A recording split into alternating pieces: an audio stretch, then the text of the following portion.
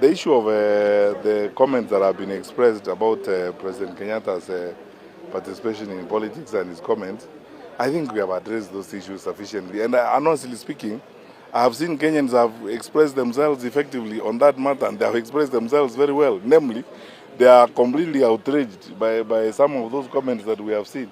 You know, I keep going back to this again and again. We are a serious country. Kenya is a mature country. We expect some of our leaders to grow up, and conduct themselves in the manner in which they are supposed to conduct themselves when they are in those offices. There is language that we do not expect to come from leaders of that caliber. I mean, as I said here the other day at the press conference, even when we have certain differences and issues to raise about those in leadership, including the president, this language we cannot use to describe the head of state and who is the commander-in-chief of our defense forces, because we respect our soldiers and we respect our men and women in uniform. There are certain things. Lazima tuchore laini, kuna mahali siasa inafikia, and our patriotic responsibility takes over from there. We can't throw everything out, the baby with the bath water just because of politics.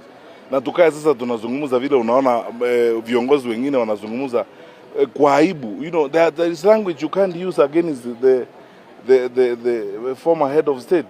We must be decent people. That's why we have made reference to President Mwai Kibaki when he assumed leadership. President Moi had just retired. President Kibaki did not allow that kind of flippant, petty, childish language to be used against President Moi. At one point, even he himself said he wants Moi to be respected.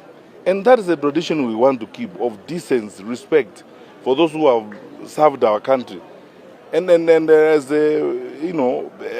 many of us have observed, we are 63 years old since independence. We can't engage in the manner in which you are seeing people engaging. And what did the President Kenyatta actually do? Speaking to members of your party, speaking to your friends, that constitutes a crime. What did he do to warrant that kind of treatment? And then, as I said, if the former president makes one phone call, and then the government throws a tantrum the whole weekend, they are not serious people, honestly. They can't be serious. We are asking them to be a little more serious about the responsibilities they have. They may not believe in the Constitution, but they swore to govern by it and protect it. And then we expect that they will conduct themselves responsibly. So, on that matter, I think I'm grateful that Kenyans have spoken, almost roundly condemned that behavior, roundly called for sense in the manner in which some of our leaders are conducting themselves, and I agree with them. I join that. Our party leader will continue to do his work. He will continue to execute his duties and responsibilities as our party leader until such a time as he himself feels, in consultation with the members of his party, that he has now made his contribution, he wants to do something else, or he would like to retire. Lakini kwa sasa, tafadhali tusiende kwa debate nyingi kwa hii maneno. It's a straightforward issue, and we don't expect. On the issue that the remarks by the Tanzanian president, first of all, if I was the Kenyan president in an audience like that, I would have taken advantage of that opportunity to defend the character of our country. Freedom is a way of life in Kenya. We have one of the most liberal constitutions on the continent. We are respected for that. Whether you're talking about freedom of expression, whether you're talking about media in Kenya, I mean, we have established ourselves and we hold respect around the world for who we are and how we engage with our young people. So if I was President Ruto, I would have used that particular opportunity to hoist up our credentials and educate the president of Tanzania on our attitude towards our young people. Because our young people are the mainstay of our country today and tomorrow, and always. So I can't sit in an audience where someone says that we punish our young people for expressing themselves. I mean, what's criminal about expressing yourself? Could it be they are afraid of the recap of 2025 about the Gen Z and the finance bill? But what crime is in that? I mean, what crime did the Gen Z commit? They express themselves, and we expect them to express themselves. We must live with this reality, that the world has changed. Governance is operating in a different context, and that we are a democracy. And what that means in actual terms is that we will wake up in the morning and there are people who think differently from what we think.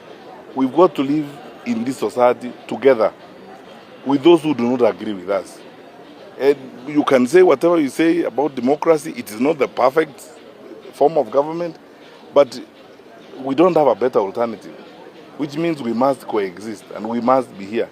And when Kenya's young people ask questions about what we do, we answer them. That's what happens. If we don't have answers, we also honestly tell them we don't have the answers. So if Kenyan young people are asking questions, for example, what do you expect to happen?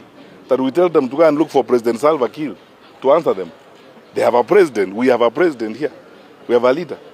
And leadership is about responsibility. It's about taking up responsibility. That's why every time I say I am seeking the office of the president, and I will not make excuses for my responsibility. I will face up with every question that is asked by my citizens, young and old. Those that I'm not able to answer, I'll be very honest and tell them I cannot answer them. But I will not kill them or use that kind of shameful language that you saw the president of Tanzania use.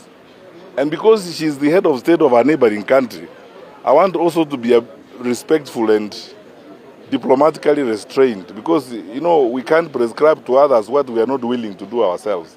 So nitawaheshimu wa Tanzania na kwa sababu ni rais wao, so I cannot comment so much about them. All I can comment about is that our president missed an opportunity to put up the image of Kenya, modern Kenya, and speak about modern Kenya, because people here are tolerant and democracy is taking root in our country. He should have defended democracy. Finally, maybe about nominations. Are they to go, or kind of nominations, any updates? No, you see, that matter is going on at two levels. One is going on at the internal party level in Jubilee, and then we are also having a conversation within the framework of the United Opposition.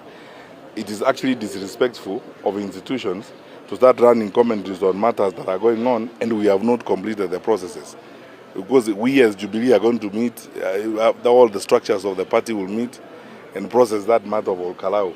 Let the structures run the course, and then we will comment about them. I don't want to be an irresponsible person who shoots my mouth about things that we are working on internally when the institutions are intact. There is an institutional framework on which we are working on this.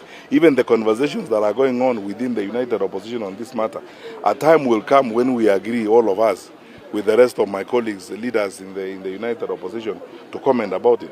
So I can't now jump the gun and start commenting about that and anticipating actions. It's disrespectful. And you know me, over the years, I'm very respectful of institutional conduct.